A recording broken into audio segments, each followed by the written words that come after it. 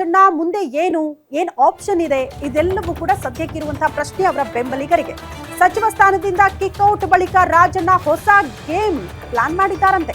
ಕಳೆದೆರಡು ದಿನದಿಂದ ಮನೆಯಲ್ಲೇ ಇದ್ದು ರಣತಂತ್ರ ರೂಪಿಸುತ್ತಿದ್ದಾರೆ ರಾಜಣ್ಣ ಅನ್ನೋದ್ರ ಬಗ್ಗೆ ಮಾಹಿತಿ ಸಿಗ್ತಾ ಇದೆ. ವಾಲ್ಮೀಕಿ ನಾಯಕರನ್ನ ಒಗ್ಗೂಡಿಸಿದ್ರ ಕೆಎನ್ ರಾಜಣ್ಣ. ಸಿಎಂ ಎದುರು ಎಸ್ಟಿ ನಾಯಕರಿಂದ ಒಗ್ಗಟ್ಟು ಪ್ರದರ್ಶನಕ್ಕೆ ಪ್ಲಾನಿಂಗ್ಗಳಾಗಿದೆಯಂತೆ. ಸಿಎಂ ಸಿದ್ದರಾಮಯ್ಯ ಭೇಟಿ ಮಾಡಿ ಶಾಸಕರು ಒತ್ತಡ ಹಾಕಲಿದ್ದಾರೆ. ನಾಗೇಂದ್ರ ರಾಜಣ್ಣ ರಾಜೀನಾಮೆಯಿಂದ ತೆರವಾಗಿರುವಂತಹ 2 ಸ್ಥಾನ ಕೂಡಲೇ 2 ಸ್ಥಾನಗಳನ್ನ ಭರ್ತಿ ಮಾಡಬೇಕು ಅಂತ ಪಟ್ಟು ಹಿಡಿಯೋದು. 2 ಸ್ಥಾನವನ್ನ ಎಸ್ಟಿ ಸಮುದಾಯಕ್ಕೆ ಕೊಡಬೇಕು ಅನ್ನುವಂತ ಒತ್ತಾಯವನ್ನ ಹಾಕಿಸೋದಕ್ಕೆ ಕೆಲವರಿಗೆ ಮನವೊಲಿಸಿದ್ದಾರೆ ರಾಜಣ್ಣ. ಆ ರೀತಿ ತಂತ್ರವನ್ನ ರೂಪಿಸಿದ್ದಾರೆ ಅನ್ನೋದು ಸದ್ಯ ಇರುವಂತಹ ಮಾಹಿತಿ. ಇಬ್ಬರು ಕೂಡ ವಾಲ್ಮೀಕಿ ಸಮುದಾಯಕ್ಕೆ ಸೇರಿದವರು, ಅಂದ್ರೆ ನಾಯಕ ಸಮುದಾಯಕ್ಕೆ ಸೇರಿದವರು. ಪ್ರಮುಖವಾಗಿ ನಾಗೇಂದ್ರ, ಮತ್ತೊಂದು ಕಡೆ ರಾಜಣ್ಣ.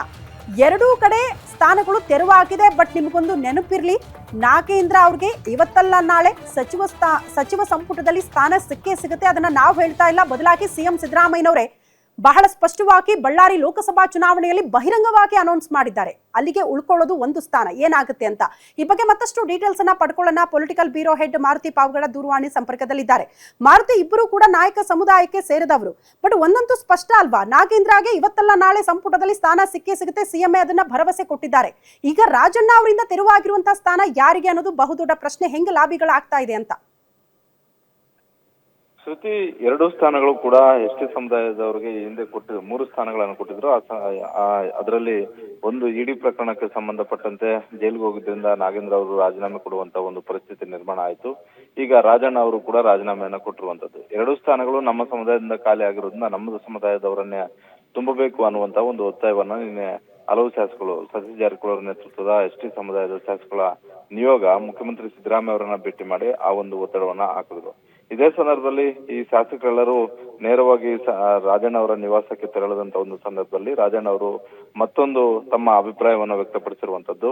ನನ್ನಿಂದ ಖಾಲಿಯಾದಂತಹ ಒಂದು ಸ್ಥಾನಕ್ಕೆ ನನ್ನ ಮಗನಿಗೆ ಅವಕಾಶವನ್ನ ಮಾಡಿಕೊಡ್ಬೇಕು ಅಂತ, ಒಂದು ವೇಳೆ ಹಿರಿಯ ಶಾಸಕರಿಗೆ ಕೊಡ್ಲೇಬೇಕು ಅನ್ನುವಂತ ಒಂದು ಸೂಚನೆಯನ್ನ ಕಾಂಗ್ರೆಸ್ ಹೈಕಮಾಂಡ್ ಕೊಟ್ಟಿದ್ದಾದ್ರೆ ನಂದೇನು ಆಕ್ಷೇಪ ಇಲ್ಲ. ಆದ್ರೆ ನನ್ನದೇ ತಪ್ಪೇ ಇಲ್ಲದೆ ಇರುವಂತಹ ಕಾರಣಕ್ಕೆ ನನ್ನಿಂದ ರಾಜೀನಾಮೆಯನ್ನ ಪಡ್ಕೊಂಡಿದ್ರಿಂದ ನನಗೆ ಸಿಗಬೇಕು ಅನ್ನುವಂತ ಒಂದು ರೀತಿಯಲ್ಲಿ ತನ್ನ ಪುತ್ರರಾದಂತಹ ರಾಜೇಂದ್ರ ಅವರಿಗೆ ಅವಕಾಶವನ್ನ ಮಾಡಿಕೊಡ್ಬೇಕು ಅನ್ನುವಂತ ಒಂದು ಮನವಿಯನ್ನ ಸತೀಶ್ ಜಾರಕಿಹೊಳಿ ಅವರ ಮುಂದೆ ಇಟ್ಟಿದ್ದಾರೆ. ಜೊತೆಗೆ ಸತೀಶ್ ಜಾರಕಿಹೊಳಿ ಅವರು ಹಾಗೂ ರಾಜಣ್ಣ ಅವರ ಟೀಮ್ ಬಹುತೇಕ ಇದೇ ತಿಂಗಳ 20ರಂದು ದೆಹಲಿ ಪ್ರಯಾಣ ಮಾಡಬೇಕು ಅನ್ನುವಂತ ಒಂದು ನಿರ್ಧಾರಕ್ಕೂ ಕೂಡ ಬಂದಂತೆ ಕಾಣಿಸ್ತಾ ಇದೆ.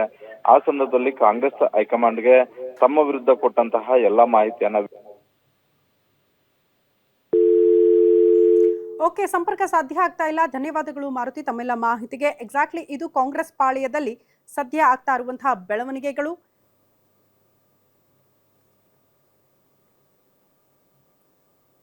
ನೋಡಿ, ಒಂದ್ ಕಡೆ ಖಾಲಿ ಆಗಿರುವ 2 ಸ್ಥಾನ ಭರ್ತಿಗೆ ಈ ರೀತಿ ಒತ್ತಡವನ್ನ ಹಾಕಲಾಗ್ತಾ ಇದೆ. ಮತ್ತೊಂದು ಕಡೆ ರಾಜಣ್ಣ ಅವರ ಮುಂದಿನ ನಡೆಯ ಬಗ್ಗೆ ಕೂಡ ಚರ್ಚೆಗಳಾಗ್ತಾ ಇದೆ. ರಾಜಣ್ಣ ಕಿಕ್ಔಟ್ ಬಳಿಕ ಹೊಸ ಪ್ಲಾನ್ ಮಾಡ್ತಾ ಬಿಜೆಪಿ ವಾಲ್ಮೀಕಿ ನಾಯಕನನ್ನ ಸೆಳೆಯೋದಕ್ಕೆ ಕೇಸರಿ ನಾಯಕರು ಕಸರತ್ತು ನಡೆಸುತ್ತಿದ್ದಾರಂತೆ. ಬಿಜೆಪಿ ಶಾಸಕ ಸುರೇಶ್ ಗೌಡಗೆ ಆಪರೇಷನ್ ರಾಜಣ್ಣ ಹೊಣೆಗಾರಿಕೆ ನೀಡಲಾಗಿದೆ. ರಾಜಣ್ಣರನ್ನ ಹೇಗಾದ್ರೂ ಮಾಡಿ ಪಕ್ಷಕ್ಕೆ ಕರ್ಕೊಂಡು ಬರಬೇಕು ಅಂತ ಸುರೇಶ್ ಗೌಡ್ರೆ ಫೀಲ್ಡಿಗೆ ಇಳಿದುಬಿಟ್ಟಿದ್ದಾರಂತೆ. ಮುಂದಿನ ವಿಧಾನಸಭೆ ಚುನಾವಣೆಗಾಗಿ ಬಿಜೆಪಿ ಹೊಸ ಪ್ಲಾನ್ ರೂಪಿಸಿದೆ ಅನ್ನೋದ್ರ ಬಗ್ಗೆ ಡೀಟೇಲ್ ಸಿಗ್ತಾ ಇದೆ. ಮುಂದಿನ ಚುನಾವಣೆಯಲ್ಲಿ ಹೆಚ್ಚಿನ ಸ್ಥಾನ ಗೆಲ್ಲೋದಕ್ಕೆ ಬಿಜೆಪಿ ಮಾಸ್ಟರ್ ಪ್ಲಾನ್ ಮಾಡಿಕೊಂಡಿದೆ. ಹಾಗಾಗಿ ರಾಜಣ್ಣ ಅವರನ್ನ ಹೇಗಾದ್ರೂ ಮಾಡಿ ಪಕ್ಷಕ್ಕೆ ಕರೆ ತರುವಂತಹ ಪ್ಲಾನಿಂಗ್ಗಳು ಬಿಜೆಪಿ ಪಾಳ್ಯದಲ್ಲಾಗ್ತಾ ಇದೆ. ಬಟ್ ಸುರೇಶ್ ಗೌಡ ಅವರಿಗೆ ಕೊಟ್ಟಿರುವಂತಹ ಜವಾಬ್ದಾರಿ ನಿಭಾಯಿಸಿ ಎಷ್ಟರ ಮಟ್ಟಿಗೆ ಅವರ ಮನವೊಲಿಕೆ ಆಗುತ್ತೆ ಅನ್ನೋದು ಕೂಡ ಪ್ರಶ್ನೆ. ರಾಜಣ್ಣರನ್ನ ಸೆಳೆದ್ರೆ 4 ಜಿಲ್ಲೆಗಳಲ್ಲೂ ಕೂಡ ಲಾಭದ ಲೆಕ್ಕಾಚಾರ ಅಂತೆ. ತುಮಕೂರು, ಚಿತ್ರದುರ್ಗ, ಬಳ್ಳಾರಿ, ಕೊಪ್ಪಳದಲ್ಲೂ ಕೂಡ ಹೆಚ್ಚು ಲಾಭ ಆಗುತ್ತೆ ಪಕ್ಷಕ್ಕೆ ಅಂತ. ಎಸ್ಟಿ ಕ್ಷೇತ್ರಗಳಲ್ಲಿ ರಾಜಕೀಯ ಲಾಭದ ಲೆಕ್ಕಾಚಾರದಲ್ಲಿ ಬಿಜೆಪಿ ನಾಯಕರಿದ್ದಾರೆ. ಈಗಾಗಲೇ ಇಬ್ಬರು ಎಸ್ಟಿ ಸಮುದಾಯದ ನಾಯಕರ ವಜಾ ಕೂಡ ಆಗಿದೆ. ಎಸ್ಟಿ ಸಮುದಾಯಕ್ಕೆ ಕಾಂಗ್ರೆಸ್ನಿಂದ ನಿರಂತರವಾಗಿ ಅನ್ಯಾಯ ಆಗ್ತಾ ಇದೆ ಅನ್ನುವಂತಹ ಆರೋಪವನ್ನ ಜನರ ಮುಂದೆ ಇಡುವಂತಹ ಪ್ರಯತ್ನವನ್ನ ಬಿಜೆಪಿ ಮಾಡಲಿದೆ. ಕಾಂಗ್ರೆಸ್ ಅನ್ಯಾಯವನ್ನ ಜನರ ಮುಂದೆ ಇಡುವಂತಹ ಪ್ರಯತ್ನಗಳು